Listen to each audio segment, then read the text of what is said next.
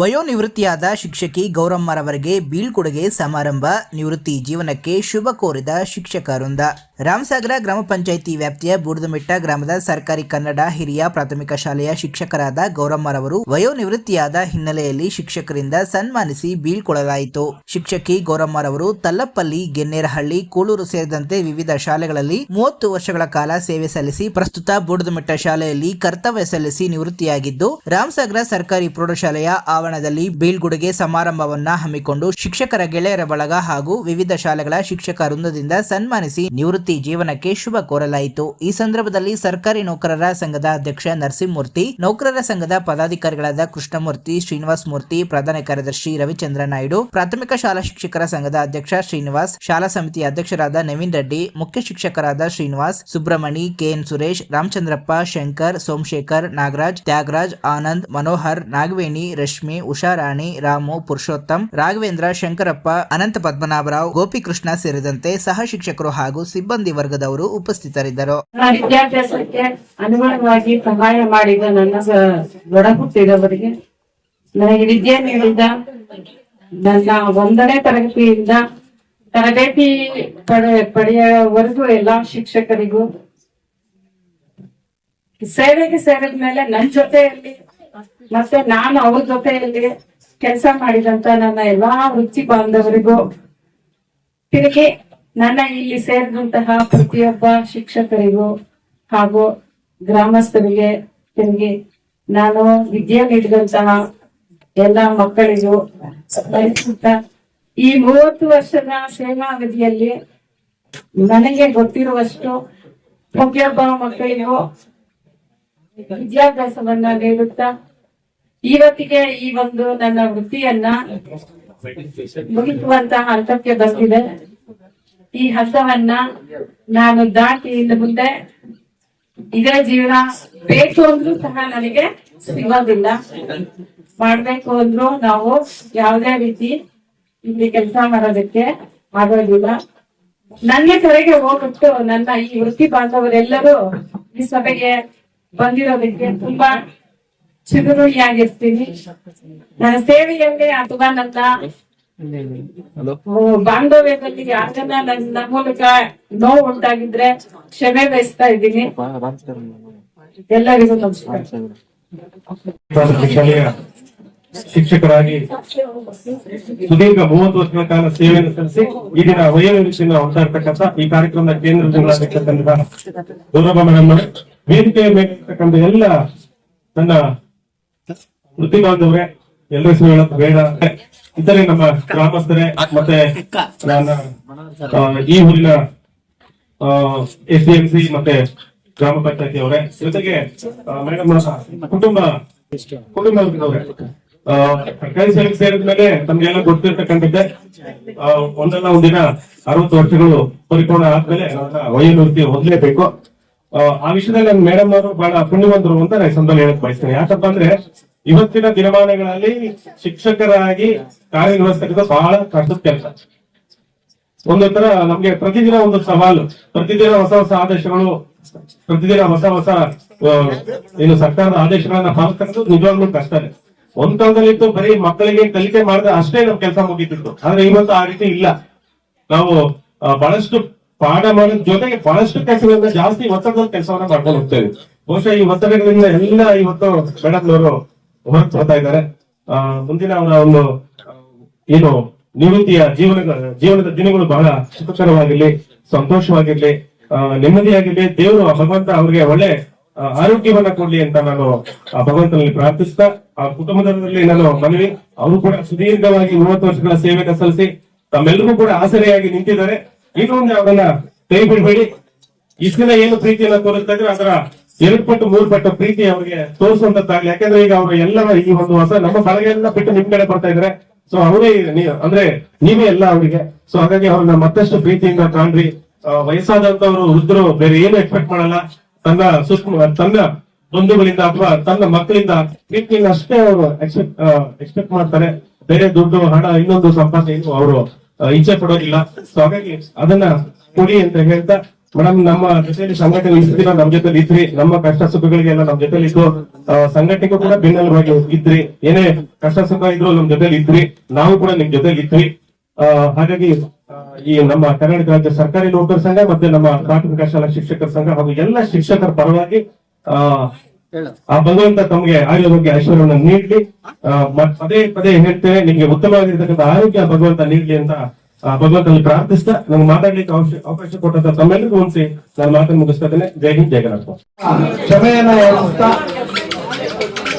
ಏನು ಮೇಡಮ್ ಅವರು ಸುಮಾರು 30 ವರ್ಷಗಳ ಕಾಲ ಸತತವಾಗಿ ಪ್ರಾಥಮಿಕ ಶಿಕ್ಷಣದಲ್ಲಿ ತಮ್ಮ ಸೇವೆಯನ್ನ ಸಲ್ಲಿಸಿ ಇವತ್ತು ನಿವೃತ್ತಿ ಆಗ್ತಾ ಇರ್ತಕ್ಕಂಥದ್ದು ಒಂದು ರೀತಿಯಾದಂತ ಮೇಡಮ್ ಅವ್ರಿಗೆ ಮತ್ತು ನಮ್ಗೆ ಕೂಡ ಖುಷಿನೂ ಆಗುತ್ತೆ. ಒಂದು ರೀತಿಯಲ್ಲಿ ಇನ್ನು ಕೆಲಸ ಮಾಡ್ತಕ್ಕಂಥ ಶಕ್ತಿ ಇರ್ತಕ್ಕಂಥವ್ರು ರಿಟೈರ್ಡ್ ಆಗ್ತಾ ಇದ್ದಾಗ ಒಂದ್ ಕಡೆನೂ ಒಂದು ದುಃಖನೂ ಆಗುತ್ತೆ. ಆದ್ರೂ ಕೂಡ ಇವತ್ತು ಸರ್ಕಾರದ ಒಂದು ನಿಯಮದಂತೆ ಮೇಡಮ್ ಅವರು ನಿವೃತ್ತಿಯನ್ನ ಹೊಂದ್ತಾ ಇದ್ದಾರೆ.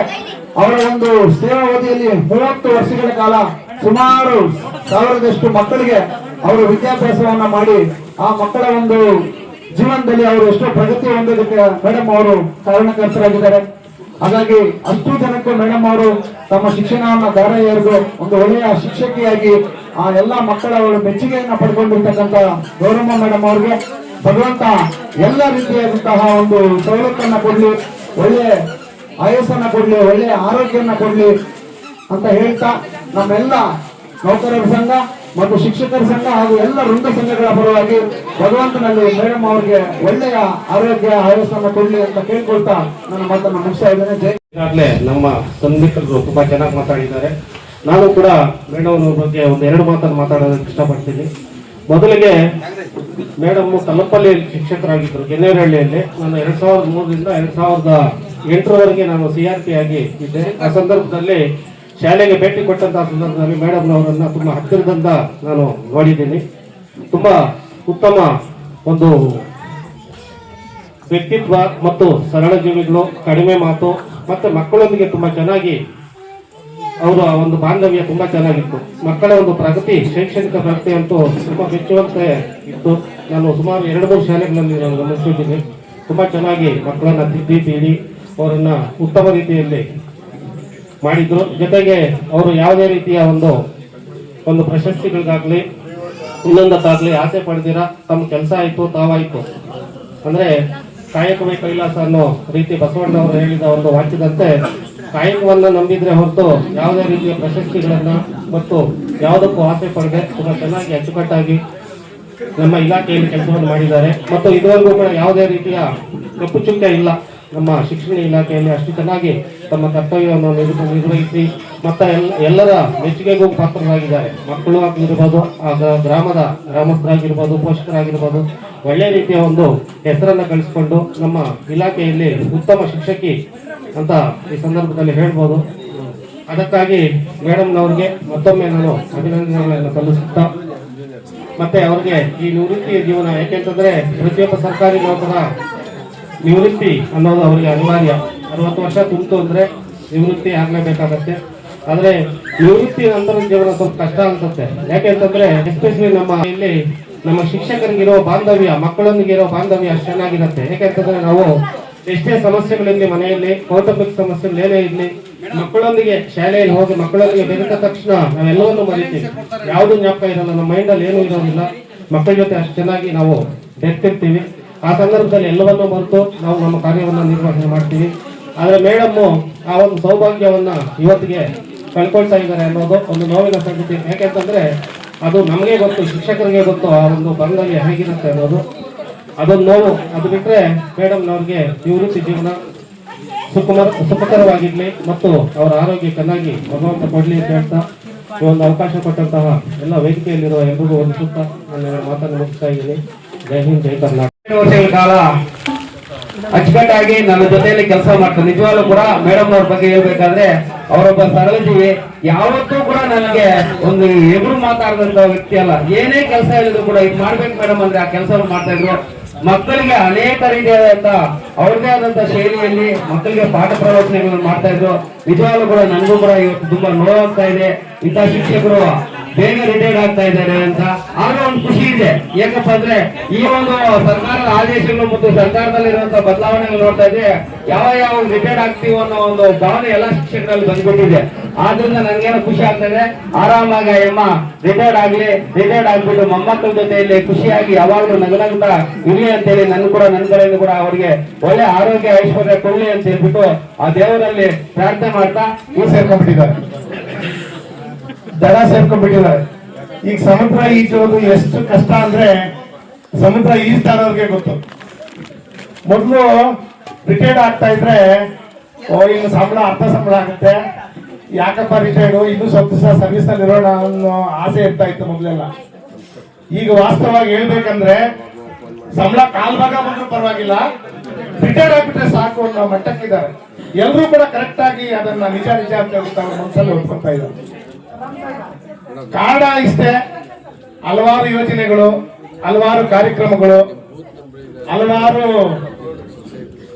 ಈ ಯೋಜನೆಗಳು ಅನುಷ್ಠಾನ ಆಗ್ತಿರೋದಕ್ಕೆ ನೇರ ಹೊಣೆ ಶಿಕ್ಷಕರು.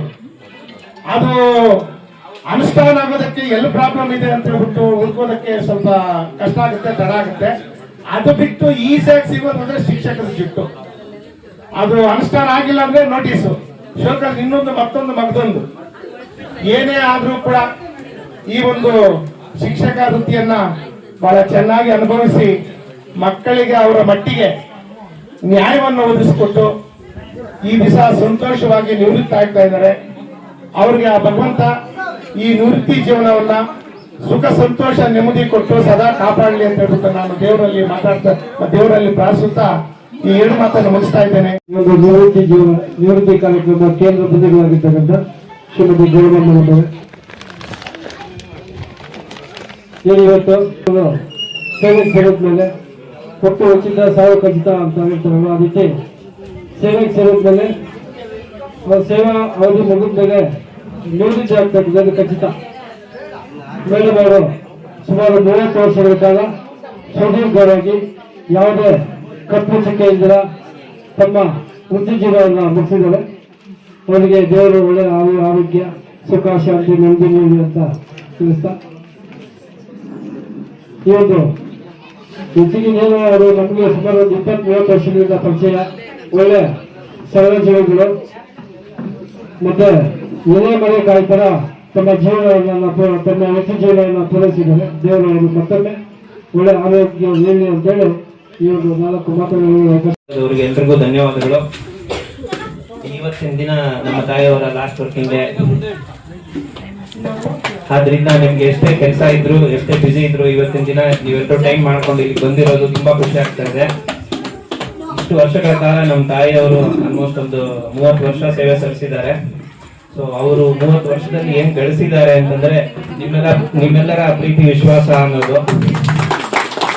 ಸೊ ಇದು ನೀವೆಲ್ಲ ಬಂದಿರೋದು ನೋಡಿದ್ರೆ ಗೊತ್ತಾಗತ್ತೆ ಅವರು ನಿಮ್ಮೊಟ್ಟಿಗೆ ಎಷ್ಟು ಬೆರೆತಿದ್ದಾರೆ, ಮತ್ತೆ ನೀವು ಮತ್ತು ನೀವೆಲ್ಲರೂ ಅವ್ರ ಮೇಲೆ ಇಟ್ಟಿರೋ ಪ್ರೀತಿ ವಿಶ್ವಾಸ ಇದಕ್ಕೆಲ್ಲ ಕಾರಣ. ಅದರಿಂದ ಬಂದಿರೋ ಎಲ್ರಿಗೂ ನನ್ನ ಕಡೆಯಿಂದ ಧನ್ಯವಾದಗಳು. ಇದೇ ರೀತಿಯಾಗಿ ಈ 30 ವರ್ಷ ನಮ್ಮ ತಾಯಿಯವರು ಏನ್ ಸೇವೆ ಸಲ್ಲಿಸಿದ್ದಾರೆ ಅದರಲ್ಲಿ ಕೆಲವು ಶಿಕ್ಷಕರನ್ನು ತುಂಬಾನೇ ನಾವು ನೆನೆಸ್ಕೋಬೇಕು. ನನಗೆ ಬುದ್ಧಿ ಬಂದಾಗ ನಮ್ಮ ತಾಯಿಯವರು ತಲಪಲ್ಲಿ ಶಾಲೆಯಲ್ಲಿ ಕೆಲಸ ಮಾಡ್ತಿದ್ರು. ನಮ್ಮ ಶ್ರೀನಿವಾಸ್ ಮೇಸ್ತ್ರಿ ಏನಿದ್ದಾರೆ ಅವ್ರ ಕಡೆಯಿಂದ ನಮಗೆ ತುಂಬಾನೇ ಸಪೋರ್ಟ್ ಸಿಕ್ಕಿದೆ. ಅದಾದ ನಂತರ ತಲಪಲ್ಲಿ ಮತ್ತೆ ಗೆನ್ನೇರಳ್ಳಿಯಲ್ಲಿ ಶ್ರೀನಿವಾಸ್ ಮೇಸ್ತ್ರಿ ಅವ್ರ ಕಡೆಯಿಂದ ತುಂಬಾ ಸಪೋರ್ಟ್ ಸಿಕ್ಕಿದೆ. ಅದಾದ್ಮೇಲೆ ಪೋತರಾಜನಹಳ್ಳಿ, ಕೂಡೂರು, ಸದ್ಯಕ್ಕೆ ಈಗ ಬೂಡದಮೆಟ್ಟೆಯಲ್ಲಿ ಸೇವೆ ಸಲ್ಲಿಸಿ ಕೊನೆಯದಾಗಿ ಅಲ್ಲಿ ನಿವೃತ್ತರಾಗ್ತಾ ಇದ್ದಾರೆ. ನಿಮ್ಮ ಎಲ್ಲಾ ಶಿಕ್ಷಕ ಬಳಗದವರಲ್ಲಿ ಕೆಲವು ಹೆಸರುಗಳನ್ನು ಮಾತ್ರ ನಾನು ತುಂಬಾನೇ ನೆನೆಸ್ಕೊಳ್ಳೋಕೆ ಇಷ್ಟಪಡ್ತೀನಿ. ಗೆನ್ನೇರಳ್ಳಿ ನಮ್ಮ ಮೇನಕಾ ಮೇಡಮ್ ಅವರಾಗಿರ್ಬೋದು, ಮತ್ತೆ ಈ ಸ್ಟೇಜ್ ಅಲ್ಲಿ ಕೂತಿರೋರು ನಮ್ಮ ಸುರೇಶ್ ಸಾರು, ನಮ್ಮ TRP ಕ್ಯಾಸಂಬಳ್ಳಿ ಅಂತಾನೆ ಫೇಮಸ್ ಆಗಿರೋ ನಮ್ಮ ಕೃಷ್ಣಮೂರ್ತಿ ಸಾರು, ನಮ್ಮ ಶ್ರೀನಿವಾಸ್ ಸಾರು, ಎಲ್ಲರಿಗೂ ಈ 30 ವರ್ಷದಲ್ಲಿ ಅವರ ಒಂದು ಸಪೋರ್ಟ್ ತುಂಬಾನೇ ಸಿಕ್ಕಿದೆ ನನಗೆ ಗೊತ್ತಿರೋ ತರ. ಸೊ ಅದರಿಂದ ಅವ್ರಿಗೆಲ್ಲರಿಗೂ ನನ್ನ ಕಡೆಯಿಂದ ಹೃತ್ಪೂರ್ವಕವಾದ ಧನ್ಯವಾದಗಳು. ಇಷ್ಟು ಹೇಳಿ ನನ್ನ ಈ ಒಂದೆರಡು ಮಾತುಗಳನ್ನು ಮುಗಿಸ್ತಾ ಇದ್ದೀನಿ. ಧನ್ಯವಾದಗಳು. ಮಾಡ್ತಾ ಇರ್ಬೇಕಾದ್ರೆ ಅವರು ತಲಪಲ್ಲಿಯಲ್ಲಿ ಕೆಲಸ ಮಾಡ್ತಾ ಇದ್ರು, ನಾವು ಗೇಟ್ ಅಲ್ಲಿ ನೋಡ್ತಾ ಇದ್ವು. ಅದೇ ರೀತಿಯ ಕೂಲೂರಲ್ಲಿ ಕೂಡ ಕೆಲಸ ಮಾಡುವಾಗ ಅವರನ್ನು ಕೂಡ ಹತ್ತಿರದಿಂದ ನಾವು ನೋಡಿದ್ದೀವಿ. ಅವರ ಸರಳ ಜೀವಿಗಳು, ಸಂಘ ಜೀವಿಯಾಗಿದ್ರು ಕೂಡ ಯಾರಿಗೂ ಕೂಡ ಎದುರುತ್ತರ ಹೇಳಿರ್ತಕ್ಕಂಥ ಶಿಕ್ಷಕರಲ್ಲ ಅಂತ ಹೇಳ್ಬಿಟ್ಟು ನಮಗೂ ಗೊತ್ತು, ನಿಮಗೂ ಗೊತ್ತು. ಆಮೇಲೆ ಹೆಣ್ಮಕ್ಳು ಯಾರು ಕೂಡ ಗಾಡಿ ಬಿಡ್ತಾ ಇರ್ಲಿಲ್ಲ. ಈನೇನು ಎಲ್ಲರೂ ಕೂಡ ಗಾಡಿ ಬಿಡ್ತಾ ಇದ್ದಾರೆ. ನಾನು ಈ ರಸ್ತೆಯಲ್ಲಿ ಬರ್ಬೇಕಾದ್ರೆ ನನ್ನ ಗಾಡಿಯನ್ನು ಹಿಂದಕ್ಕೆ ಹಾಕಿದ್ರು ಮೇಡಮ್ ಅವರು. ಅಯ್ಯೋ ಯಾರಪ್ಪ ಇವರು, ನನ್ನ ಗಾಡಿಯನ್ನೇ ಹಿಂದಕ್ಕೆ ಹಾಕಿದಾರಲ್ಲ, ನಾನೇ ಎಕ್ಸ್ಪರ್ಟ್ ಗಾಡಿನಲ್ಲಿ. ಈ ಎಕ್ಸ್ಪರ್ಟ್ ಅನ್ನೇ ಹಿಂದಕ್ಕಾಗಿರ್ತಕ್ಕಂಥ ಈ ಎಕ್ಸ್ಪರ್ಟ್ ಯಾರು ಅಂತ ಹೇಳ್ಬಿಟ್ಟು ಒಂದು ದಿವಸ ಬಿಟ್ಬಿಟ್ಟೆ. ಎರಡನೇ ದಿವಸ ಬಂದ್ರು, ಎರಡನೇ ದಿವಸ ಹಾಕೊಂಡು ಹೋದ್ರು. ನಾನು ನನ್ನ ಇದಕ್ಕೆ ನಮ್ಮವ್ರ ಪಕ್ಕದಲ್ಲಿ ಇದ್ರೆ ನಾನು ನಿಧಾನಕ್ಕೆ ಬಿಡ್ಬೇಕು. ನಮ್ಮವ್ರು ಇಲ್ಲ ಅಂತಂದ್ರೆ ಟೀಚರ್ಸ್ ಎಲ್ಲ ಕೂಡ ಗೊತ್ತು ನಾನು ಜನ ಬಿಡ್ತೀನಿ ಅಂತ. ಆಮೇಲೆ ಮೂರನೇ ದಿವಸ ಬಂದ್ರು,